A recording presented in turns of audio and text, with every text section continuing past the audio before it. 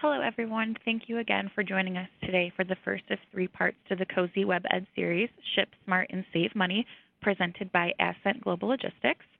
Before we get started, I would like to present the team from Ascent Global Logistics and explain how you can ask our logistics experts questions during this presentation. From the Ascent Global Logistics Domestic Freight Management team, we have Sarah Schweda. After graduating college and beginning her career at FedEx Supply Chain, Sarah soon found her home at Group Transportation Services, otherwise known as GTS, an Ascent Global Logistics company, as a project analyst in 2003. Since then, she has worked her way up as a dedicated member of the team to her current position as Director of Inside Sales at Ascent Global Logistics. As Director, she is responsible for leading, managing, and growing the Ascent Global Logistics Inside Sales and lead generation teams. Additionally, Sarah manages the implementation and startup team responsible for the development and execution of all new client onboarding, training, and logistics solution creation.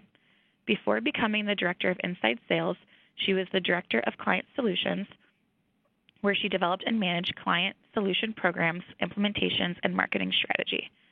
To ask the Ascent team questions throughout the presentation, please use the chat feature, which is located on the upper right panel of the WebEx screen. Sarah, over to you.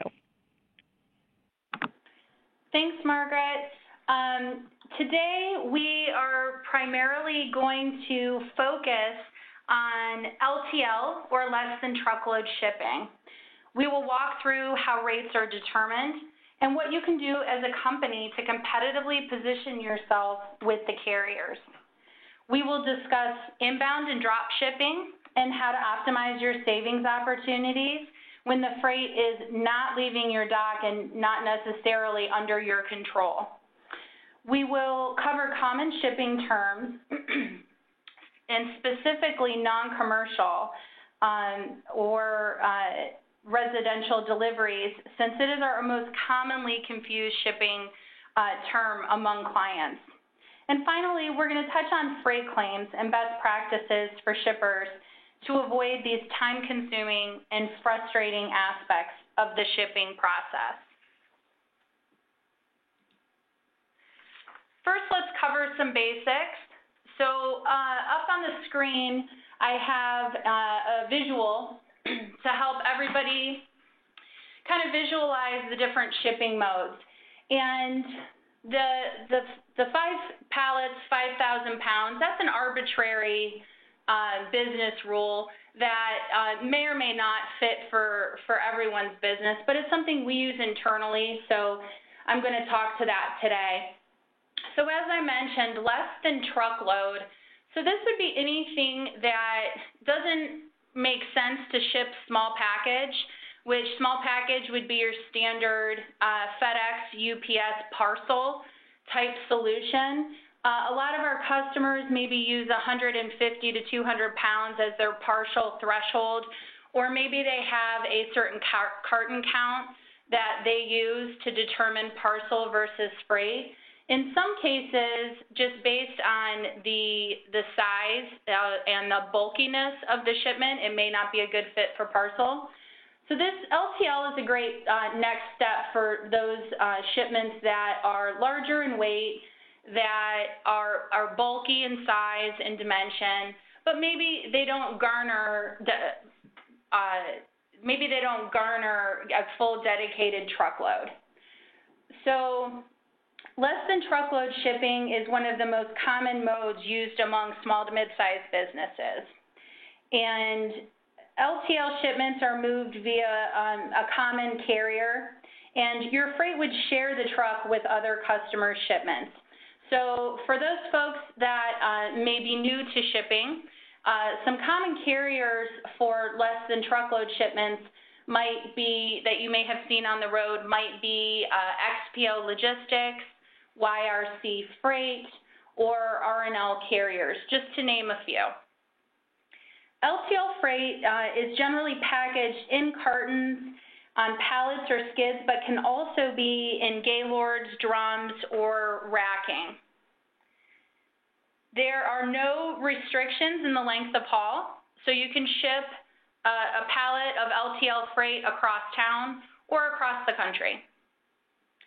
Most LTL carriers run on what's called a hub and spoke network. So there are terminals strategically set up around the country, and your freight moves from terminal to terminal until it gets to the local terminal, to the delivery location, and then it would go out on a local delivery truck. So this network requires, generally, depending on how long the route is, generally requires the loading and unloading of your freight multiple times. So you can see a common theme through this picture that we're looking at is that the freight is nicely palletized, or it's placed on a skid. That is definitely the preference, and I'll mention that a few times today during the presentation, that if at all possible to palletize your freight, that is definitely going to make it more carrier friendly, less prone to damage, and generally just safer to move in transit. The next we have volume or partials, and this is kind of a crossover between LTL and truckload. And when it makes sense to look at this mode is when you are going to take up more than 10 feet of a trailer. So once your LTL shipments start getting larger and require more space on a truck, that's generally going to affect your rates. And it may be cost prohibitive to use LTL rates. And we've seen that customers can get a nice discount on pricing when they book with maybe a truckload carrier, but they are booking by feet and they are sharing a truck with potentially one or two other customers. Because carriers don't like to move their trucks empty. So in the event that we have a driver sitting somewhere that doesn't have a load, it is very common that they will take smaller loads and try and build out their trucks at a nice rate so that they can move to an area for a pickup and still be making money along the way. So partial truckloads are a nice alternative when your shipment sizes are, anywhere from 6 to 10 to 12 pallets, or, they're taking up over 10 feet of space.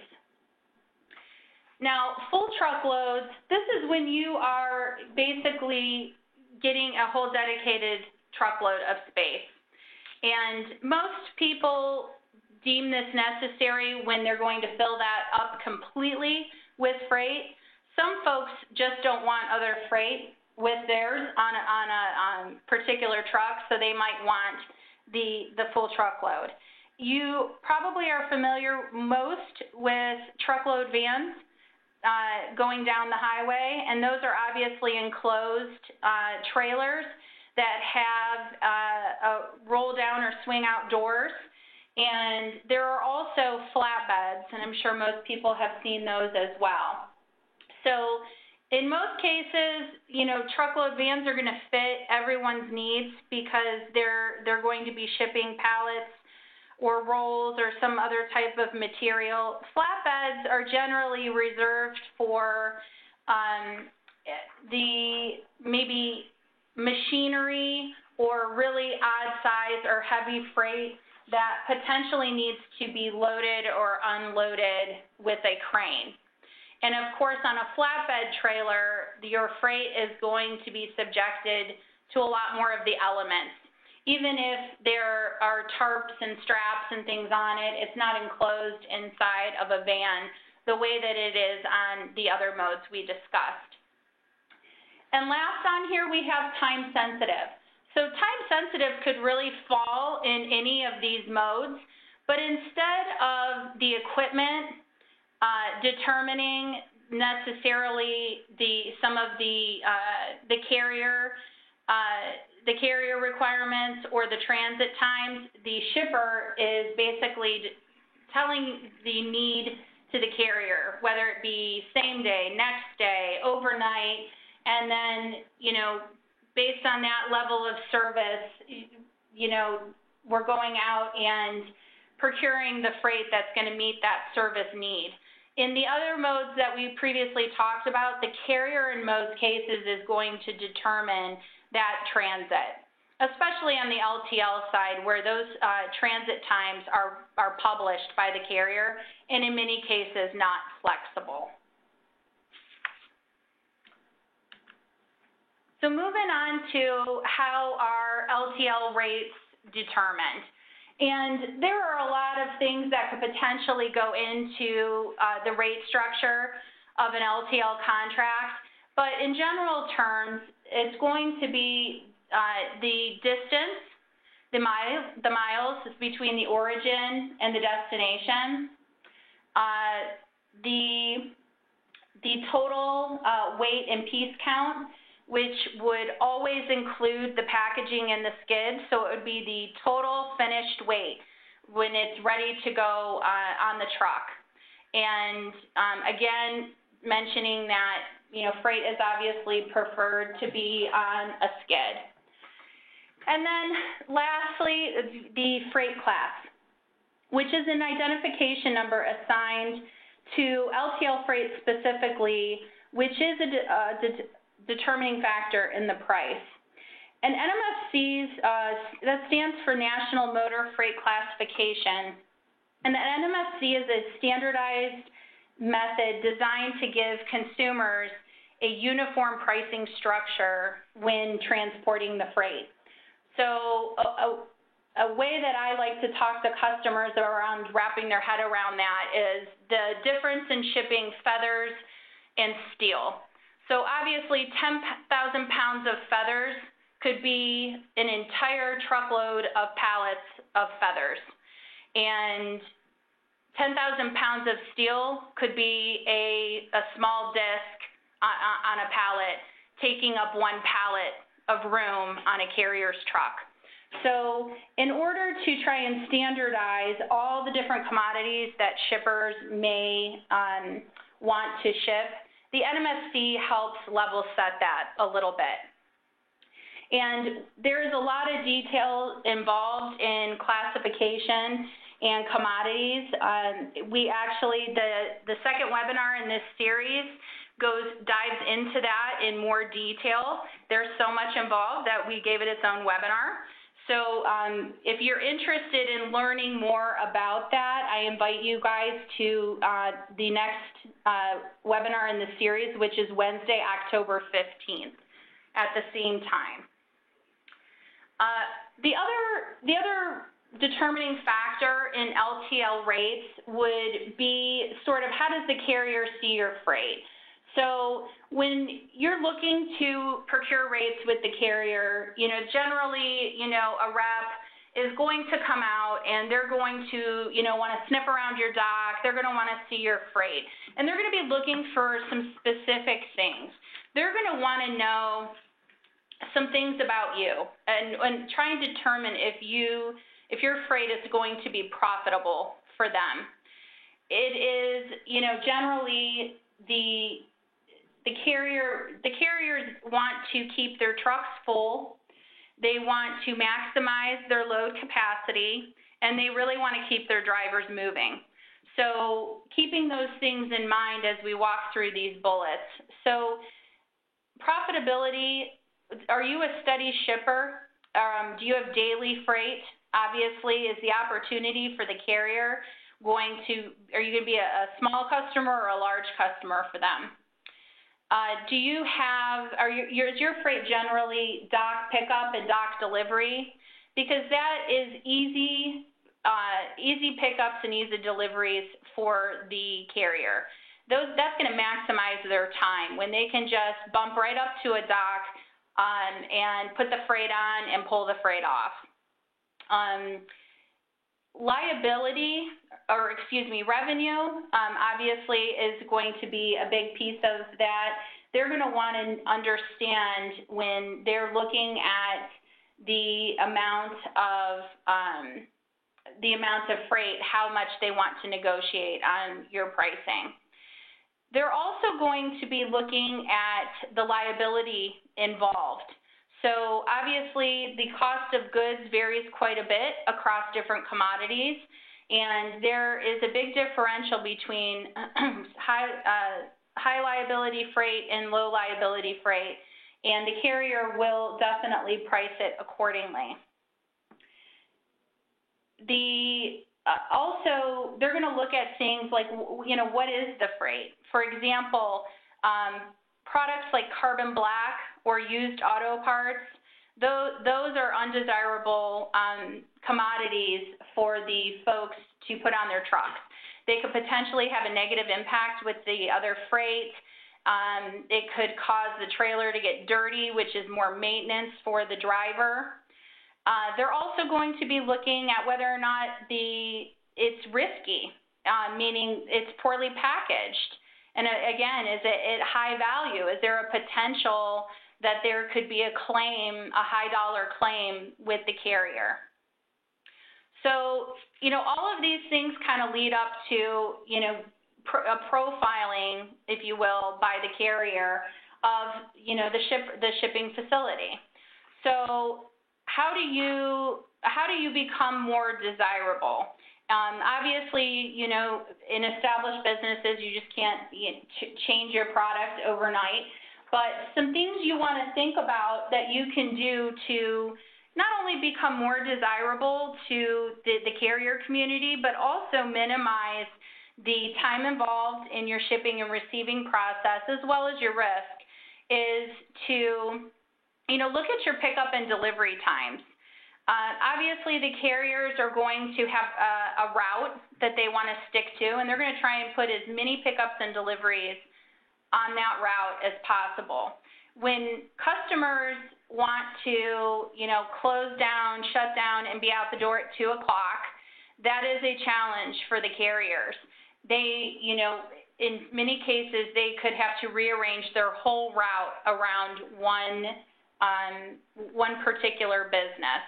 So having reasonable pickup and delivery requirements obviously helps you make sure the carrier shows up and meets those requirements every day, as well as, makes you a favorite on the carrier list.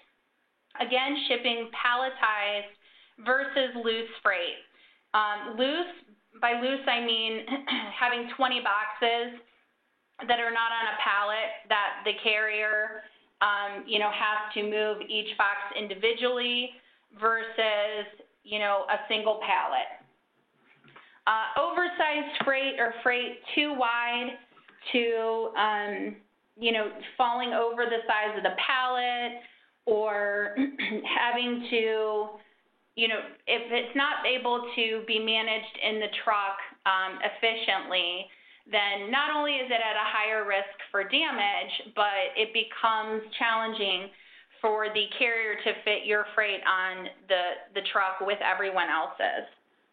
And then, of course, does the pickup or delivery location require additional services? So things like lift gate, inside delivery, long wait times to be loaded, all of those things can help make your business more efficient and the carriers more efficient, and keep everything moving like clockwork and put you on the preferred shipper list. So right on the next slide, we just put a couple of pictures just for a visual. This is obviously, these are pictures of what the carriers like to see. So you can see that in, especially the larger picture on the left, the palletized freight is banded, it's shrink wrapped, it fits nicely on a skid, and I believe I mentioned, but if I didn't, the standard skid sizes are 48 by 48 by 48. And, certainly we have lots of customers who have to build their own skids, but, that's considered the standard. We definitely don't want to see freight that's overhanging the skid. So in the event that, the freight is bigger than the skid, you want to make sure that it's fully supported, and if you need a bigger skid, then that's what would need to happen. The standard trailer is 96 inches wide on the inside, some are wider, but the standard is 96. And so 2 pallets fit nicely side by side down the trailer. Again, the other thing I would note is you see shrink wrap and you see labels. You know, the paperwork that travels with the freight, it is not enough to identify at various points along the route who this freight belongs to and where it needs to go. So jumping back to the hub and spoke network, your freight could potentially be loaded and offloaded multiple times. And having labels on the freight is the only way to make sure that, to guarantee, although there are not a lot of guarantees in freight, that it gets to the right place. On the flip side, here are some examples that are not carrier friendly. So you can see a regular freight, even though this looks secure and there's a crate built around it, it's awkward. There can't be anything put on there. It potentially, doesn't fit well on top of the skids. And the one on the left bottom, that's a damage waiting to happen. It doesn't look, necessarily like that piece is secure or couldn't get knocked over. The bottom right, you have rolls and boxes that are potentially could be moving around the trailer. Obviously there's product that can lend itself to better packaging. There's some that can't. But looking for ways to protect your freight, to secure your freight is always in your best interest as a company.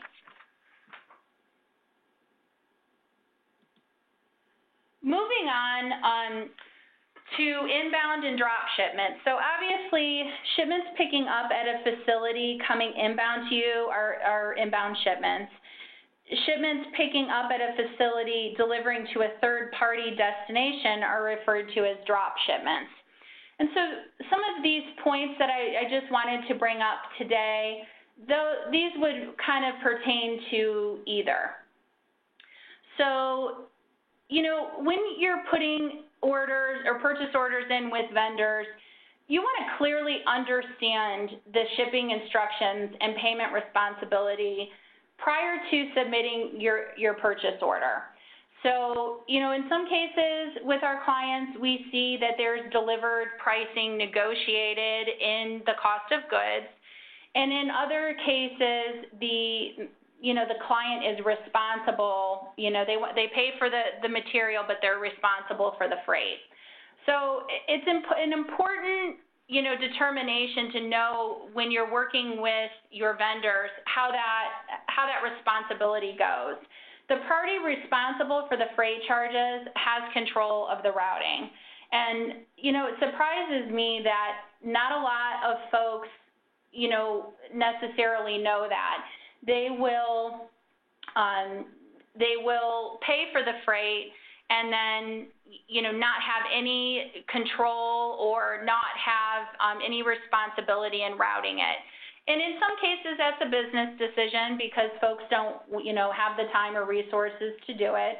But, it also makes companies very vulnerable when it comes to having to be stuck with a freight bill that, they have no control over.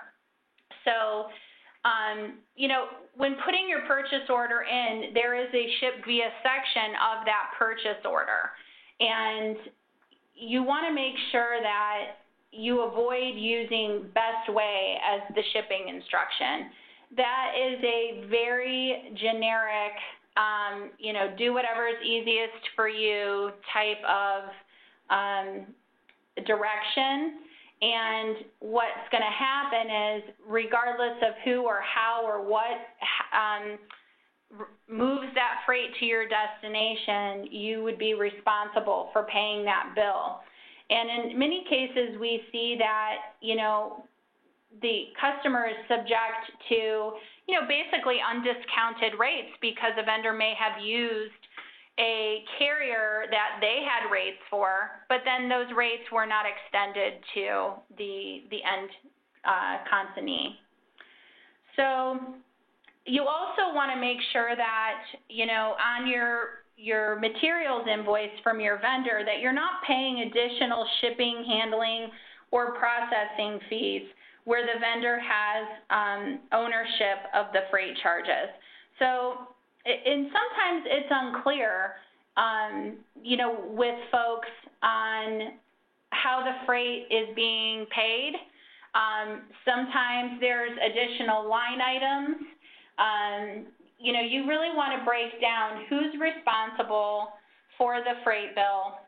If it's on the part of your vendor, then there would be a line item for that, but you want to make sure they're not charging multiple line items for the freight. And then reversely, if you're responsible for the freight charges and you're going to be receiving the carrier invoice, that your materials invoice does not include any shipping, handling, or processing fees. If you are taking on the responsibility of coordinating or contracting the carrier and their rates, then your vendor, should not be charging you any type of service fee for that. Another note on inbound and drop shipping, and when it comes to controlling your costs, you always want to make sure that you place your shipments with your vendor with plenty of lead time, preferably the beginning or the middle of the month, which is ideal for the carriers. They get busier as they get closer to month end.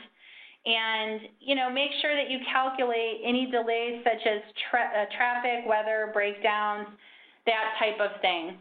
When it comes to purchase orders with your vendors, if you're communicating with them a specific drop dead date or, a delivery date and not being very specific about your routing requirements, you're leaving it up to them to upgrade your service level, potentially,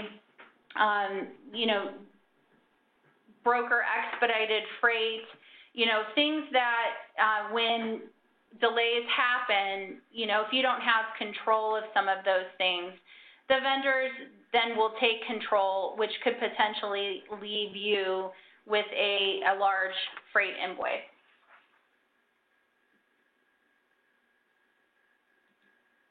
Moving on, there are quite a few shipping terms. We could have probably done a whole webinar on those, but some of the most common ones I just want to cover today, accessorial charges, or if you're working with carriers, they might refer to it as their rules tariff. These are these charges that are these are charges by the carrier for performing services above and beyond normal pickup and delivery. And so I've mentioned previously about inside delivery, lift gate, wait time or detention, or storage charges. So anytime a carrier, it has to go outside of the normal pickup and delivery requirements, and you as a company are looking for special equipment, inside delivery, if you detain them at your dock over a certain amount of time, the carrier is going to look to recoup some of that revenue by charging you, because the way they look at it is, that's maybe one less pickup they didn't make, or that's time off the street where they couldn't make additional pickups that day. So those are also things to think about when you're running your dock. If you don't have a dock and you need a lift gate, obviously that you can't change that. But making sure that you're running your dock efficiently to get the carriers in and out definitely puts you as a preferred shipper. And, you also, when quoting and shipping your freight, you want to make sure that if you need any of those services, that they are spelled out when booking the freight and on your bill of lading, because potentially, if you got a quote, that quote goes out the window when these services are applied. Jumping down to bill of lading, and in hindsight, I wish this said bill of lading and delivery receipt. Those is the main document used when shipping your freight, so often referred to as BOL. So an important thing to note about the bill of lading, you know, when you book a shipment with a carrier, this is a required document. And this is going to have the shipper and consignee information. It's going to have the weight, the class, the number of pieces, and this becomes the legally binding document between the carrier and the shipper on that handoff that happens at the dock. So the drivers are going to, you know, the bill of lading will be signed for by the shipper, that here's where the freight picked up, here's where I want it to go, here's what was contained in the shipment, and then the driver signs it saying, here's what I've picked up. And it's a confirmation there of that handoff. So in the event that something happens in transit, that bill of lading becomes the legal document of the responsibility that the carrier had and what he was responsible for. So one thing we can't stress enough to our clients is the bill of lading, it's very important that this is very accurate. So if for some reason the destination information was incorrect and it has to be corrected, that would be another accessorial charge because there was a change to that initial document. If the weight was off, then that will be corrected as well and potentially rebilled. And if the classification was incorrect, the same thing would happen. So, you know, again, we can't stress enough that time and care needs to be put into not only generating the bill of lading, but also auditing it and making sure that, you know, if you scheduled the shipment at 7 a.m. and created your bill of lading and it was sitting on the dock, and at 4 p.m. more freight was added and something has changed, then you make sure that you go back and you revise that document. And, you know, it's, you know, folks that are lazy about that, you know, they do get hit with rebills, so you only have to learn that lesson a couple of times. The delivery receipt is basically generated when the carrier has ownership of the freight. They take the bill of lading, they enter that shipment into their system, and that's potentially how they're going to bill you. So again, all of that information on the bill of lading is, you know, the start of their invoicing process. And then when that gets to the final destination terminal, they're going to generate a delivery receipt that will go out to the driver when he delivers the freight to the final destination. And I'll go in more into the delivery receipt in a couple of slides. But another item on the bill of lading is the freight terms. It's important that you determine who is going to be responsible for paying the freight charges, because again, the bill of lading is going to be the start of the invoicing process. So freight prepaid means that the shipper pays all the freight costs, and it must be specified on the bill of lading. Freight collect means the consignee or the receiver pays the carrier directly for the freight costs. This must be specified on the bill of lading. Again, there are many more definitions. I believe that we have a glossary on our website at ascentgl.com. If anybody wanted to get a fuller list and description on some items. So next, I just want to walk through non-commercial and residential delivery. And the reason I'm taking a slide to do this is because this is probably something that comes up quite often with our clients.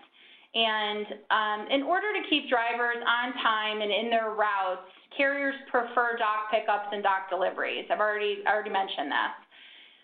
But there are times that deliveries need to be made to residential areas or, other non-commercial locations.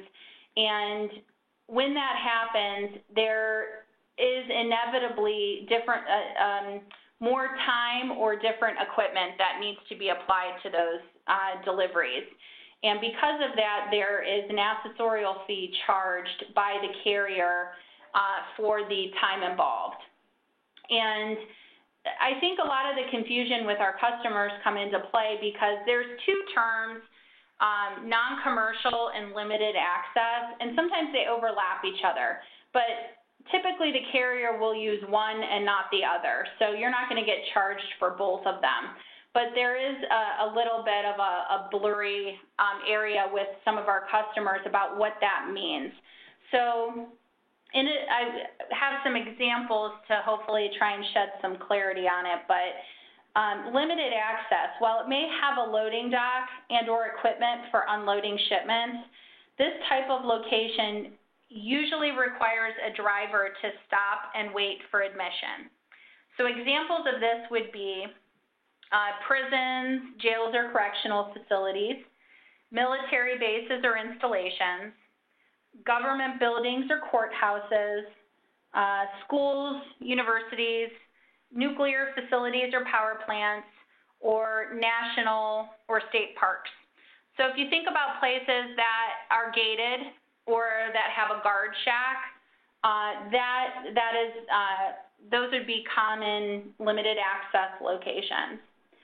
Now, non-commercial would be private or commercial, but they tend not to be open to the public during normal business hours.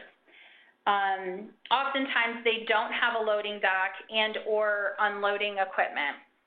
Examples of non-commercial locations could include private residences, churches, or dormitories, apartments, camps, country clubs,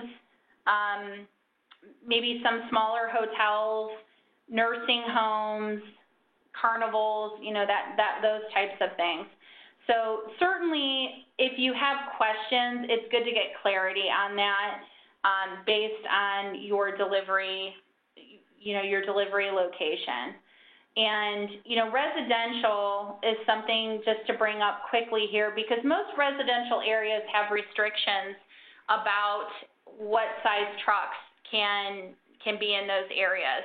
And so that's going to require the carrier to oftentimes not be able to send a delivery on a normal scheduled route on a standard tractor trailer. They may have to put it on a box truck, or they may have to put it on equipment with a lift gate because, most residences that I've seen don't have a dock. All right, so the last topic that I wanted to cover today, and I'm going to do it at a very high level, is claims. And what I really want to talk about is mostly just best practices. So, claims create a very negative situation between the shipper and the carrier, and they're extremely frustrating. So, what we tried to do here is just kind of summarize some best practice type things when it comes to claim situations. So when accepting a damaged shipment, it is imperative to note all damage on the delivery receipt before signing and giving it back to the carrier. So just like the bill of lading is that legal in transit document, that delivery receipt then becomes the carrier handing off the goods to the consignee. So by not noting the damage, the consignee basically signs that they received it free and clear. And to go back to a carrier after that has happened, the probability of having any recourse on a claim is pretty much null. If you've signed that the delivery receipt is clear and you have not noted damage, there is very low probability that a claim would be successful. So one of the things I want to note about this is, and I can't tell you how many claims we see come up with carriers when it was a busy time of year, or somebody was on vacation, or somebody ran in the back to accept a delivery and is not the normal person. A best practice would be that anybody who could be accepting deliveries understands the receiving process and understands that they have to look over the freight and note and how to note damage on a delivery receipt. We see it all the time that, a customer who has great practices, it was one shipment that was received on a day that somebody wasn't back there or something like that. So, establishing a shipping and receiving procedures that are posted and that, anybody who's going to potentially be back there at the dock area has access to, or, develop a checklist that they are required to go through is the best idea to protect yourself from these situations. Another thing that is very helpful is to take pictures of the noted damage. And this used to be a bigger deal, but you don't have to have a camera back there. Everybody has cameras on their cell phones. So snapping a couple of pictures, good pictures, not dark pictures, but good pictures that you can send via email and include in your claim, that is tremendously helpful to help expedite the process. We get questions about, am I supposed to refuse damaged material or do I accept it? And it's really good to know your shipper's policy on damaged goods, because they're the ones that are going to want to set that parameter. Meaning, we find that from a claim standpoint, it's best to note it and receive it. Because when you send it back, the probability of the carriers, it's easier for them to excuse themselves from responsibility because there's more things happening. They're putting it on another truck, and it's harder to pinpoint what happened. But some of the shippers, it's their policy that you refuse it and send it back. So it's good to understand what their requirements are. If you're filing a claim, the damaged goods, including all the packaging, must be kept until the claim is processed by the carrier. So, something to think about, and it just depends on the extent of the damage, but if the packaging had forklifts, the forklift went through it and had holes, and it was very obvious about what happened, and it in turn caused damage internally to a piece of equipment. By getting rid of the box with the forklifts is really going to set you back, not help clean up your dock. So some things to think about. The carrier has the option to come out and inspect if they choose to. Now, I will say, in many cases, we see that by sending pictures, it not only eliminates them from having to do it, but it speeds that process up, because getting somebody out for an inspection can take a while. But that's their right. So you want to make sure that you keep the damaged goods and packaging intact until they let you know what they want to do as far as that process goes. Once the claim is settled, it's the carrier's right to pick up the damaged materials for further disposition. Excuse me.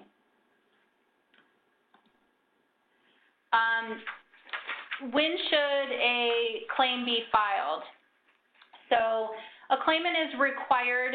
So first of all, there's concealed damage is a term used for when the damage is inside of a particular shipping package, and the other type of claim would be a damage or a shortage, when there's obvious damage, it's signed for that way, or the freight never arrives because it was lost in transit.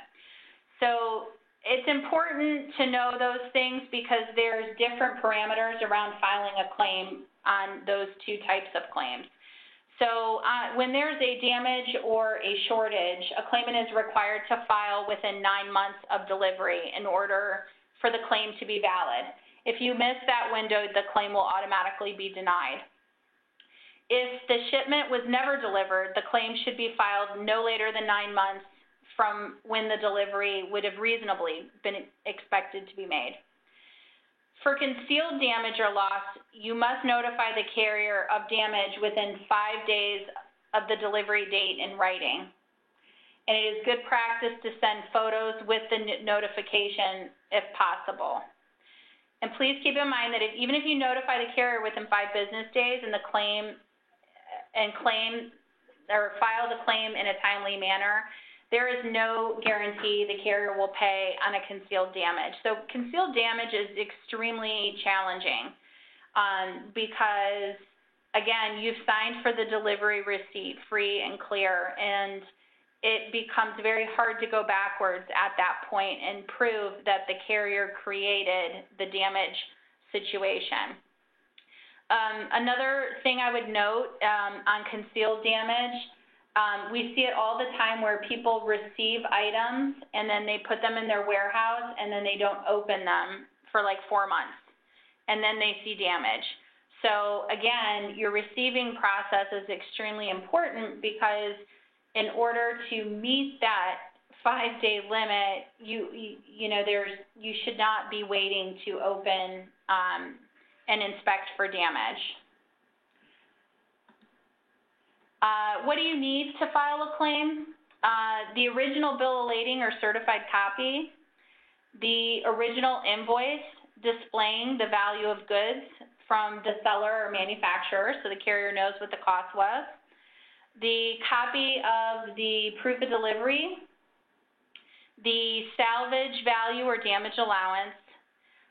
In the case of, if you were able to repair it, the repair invoice, and if available, include photos of the damaged cartons or skids.